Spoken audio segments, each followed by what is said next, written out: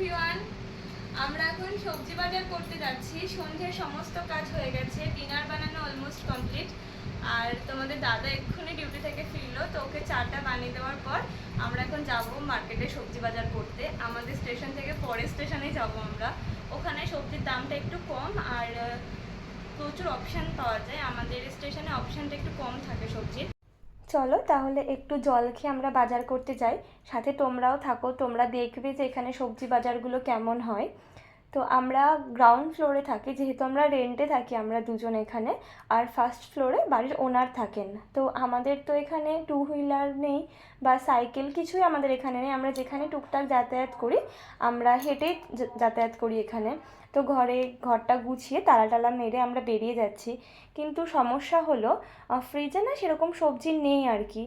আমার ওয়েস্ট বেঙ্গল যাওয়ার কথা হচ্ছে, আমি শুক্রবার ওয়েস্ট বেঙ্গলে বেরিয়ে যাব। তো সেই জন্য সেগুলো গুছিয়েও যেতে হবে, কিন্তু বাইরের ওয়েদারটা বড্ড বাজে। এখানে তো ঘন ঘন বৃষ্টি হচ্ছে ইদানিং, যবে থেকে বর্ষাকাল নেমেছে। তো এখানে এই রোদ্দুর এই বৃষ্টি। তো এখন যেহেতু সন্ধেবেলা, একটু আগেও আকাশটা খুব সুন্দর ছিল, কিন্তু এখন মনে হচ্ছে বৃষ্টি আসবে। তো আমাদের যিনি বাড়ির ওনার আছেন না, ওনাদের স্কুটি বাইক দুটোই আছে। ওনারা সবসময় আমাদের অফার করেন তোমরা চাইলে তোমাদের সুবিধা মতো তোমরা স্কুটি বা বাইক যেটাতে কমফোর্টেবল তোমরা নিতে পারো। আমরা আর কি নিই না, মানে নিজেদের মধ্যে কেমন একটা লাগে, আমরা নিই না। তো এখন তাদের থেকে নিতে হবে, তার কারণ অলরেডি বৃষ্টি নেমে যাচ্ছে। আর তোমাদেরকে তো ভিডিও শুরুতেই আমি বললাম ইন্ট্রো দেওয়ার সময় যে আমরা পরের স্টেশনে যাই। পরের স্টেশনে এমন না পরের স্টেশন মানে যে আমরা ট্রেনে করে যাই তেমনটা না, আমরা স্টেশনে হেঁটে হেঁটে যাই, যেখানে হেঁটে গেলে 9 মিনিট মতো সময় লাগে। কিন্তু এখন হেঁটে যাওয়ার মতো সিচুয়েশান নেই, তোমরাও হয়তো বুঝতে পারছো ঝিরিঝিরি বৃষ্টি পড়ছে। তো বাজারটা না করলেই না, যেহেতু আমি চলে যাব, তো ওর খাবারের জন্য তো আমাকে ফ্রিজটা গুছিয়ে যেতে হবে। তো চলো তাহলে একসঙ্গে যাওয়া যাক। তোমরা দেখতে থাকো, ভিডিওটার সঙ্গে থাকো, পুরো ভিডিওটা দেখবে, স্কিপ করবে না প্লিজ।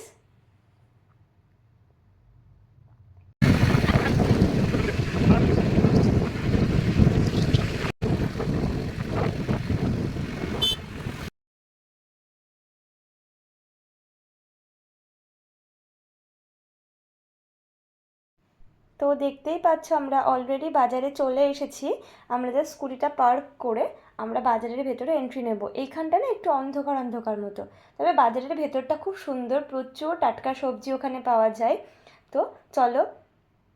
আগে যখন নতুন নতুন এখানে আসি না, তখন আমরা আমাদের যে লোকাল এখানকার সবজি বাজার আছে সেখান থেকে নিতাম। ব্যাপারটা কী হলো, এখানে না জিনিসের দামটাও বড্ড বেশি আর অপশান বড্ড কম। তো আমাদের যিনি ওনার, রুম ওনার, উনি পুরো গার্জিয়ানের মতো আমাদের সঙ্গে ট্রিট করেন, খুব ভালো। মানে বোঝা যায় না যে আমাদের ল্যাঙ্গুয়েজে প্রবলেম বা আমাদের সব কিছুতে প্রবলেম, কিন্তু উনি ভীষণ গাইড করে। তো উনি আমাদের বললো তোমরা চাইলে তোমরা ভিলিভাক্কাম ওখান থেকে সবজি বাজার করতে পারো, ওখানে অপশান প্রচুর, দামটাও রিজনেবল। তো দেখো আমরা এখান থেকে টুকটুক করে কিছু কিছু কেনাকাটা করছি, যেমন বিনস নিয়েছি এখান থেকে, লাউ নিয়েছি, লঙ্কা নিয়েছি, একদম পিওর টাটকা এখানে সবজি পাওয়া যায়। তো দেখতে থাকো আমরা এখানে কী কী সবজি বাজার করছি। তোমাদের দাদা শাক খেতে ভীষণ ভালোবাসে, তো ওর জন্য এখান থেকে শাকটা নিলাম। আমি নাম জানি না কী শাক, যদিও ডাঁটার শাকই হবে, মানে এছাড়া আমি জানি না এটাকে আদতেও কী বলা হয়। কিন্তু আমার না লাল শাক খুব পছন্দের।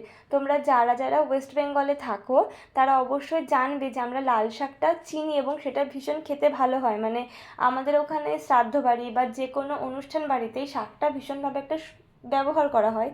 তো ওই লাল শাকটা আমরা খেতে খুব ভালোবাসি। আমি এখান থেকে কাকিমার থেকে লাল শাকটা নিয়ে নিলাম। তবে এখানে না কাকিমা বলার থেকে না, যদি আমি মায়ের বয়সী মহিলাকেও আক্কা বলে ডাকি, আক্কা মিন্স দিদি, আক্কা বলে ডাকি, তো তারা সেটাতে বেশি কমফোর্টেবল। মানে ওই সাইডের কাকিমা বা এই সাইডের ইনিও তো একটু জেঠিমা টাইপের, মানে উনি আর কি বয়স্ক মহিলা, তো ওনাকেও আমি আক্কা বলেই ডেকেছিলাম। তো আমি এনার থেকে পটল কিনি, পটলে একজন নিয়েই বসে, কিন্তু দুর্ভাগ্যের ব্যাপার তিনি আজকে পটল নিয়ে এখানে বসেনি।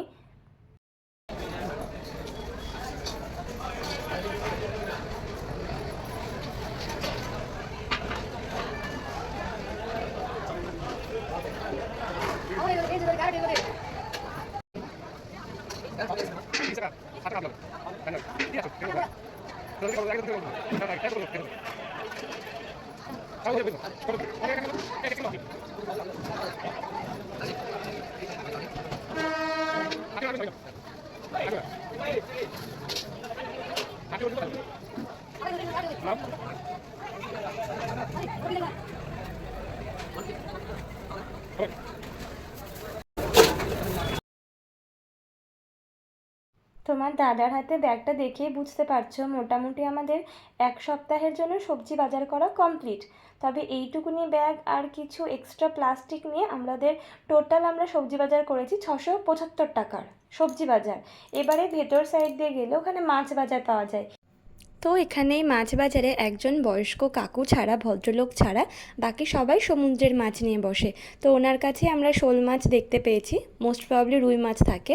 তো সেই শোল মাছটা আমরা কিনে নিয়ে কাটিয়ে নিচ্ছি। এখানে কেজি প্রতি মাছ কাটতে 20 টাকা নেয়। তো যাই হোক, ভালো হয়েছে, বাড়িতে গিয়ে কেই বা কাটাকুটির ঝামেলা করবে, উনি কেটে দিল। তো এখন বৃষ্টি মোটামুটি পড়ছে, কিন্তু আমরা মাছটা কেনার পরও বাজার শেষ করে অনেকক্ষণ অপেক্ষা করছিলাম। যাই হোক, এবার বাড়ি যেতেই হবে, অনেকটা রাত্রি হয়ে গেছে, মোটামুটি 8:30 থেকে 9:15 বাজে, বাড়ি ফিরতেই হবে। ভিজতে ভিজতে আমরা বাড়ির দিকে চলে যাচ্ছি। কি দারুণ না ওয়েদারটা বলো, রাস্তাগুলো পুরো ভেজা, বৃষ্টি পড়ছে। আর এই ল্যাম্পের তলা দিয়ে যখন যাওয়া হয় না, তখনই বৃষ্টির যে ফোঁটা ফোঁটাগুলো পড়ে, এক সুন্দর অনুভূতি হয়। অনেক দিন বৃষ্টিতে ভেজা হয়নি, আমার না বৃষ্টিতে ভিজতে খুব ভালো লাগে। কিন্তু যাই হোক, আর এখন আর হয় না। আমরা বাড়ি চলে এসেছি সবজি টবজি সব মাছ টাছ কিনে। তো আমার ভিডিওটা তোমাদের যদি ভালো লাগে অবশ্যই লাইক করো, কমেন্ট করো, কোনো ভুল ত্রুটি হলে কমেন্টে জানিও, আর সাবস্ক্রাইব করতে একদম ভুলো না। তো চলো টাটা, ব্লগটা আজকের মতোই শেষ করলাম, বাই বাই।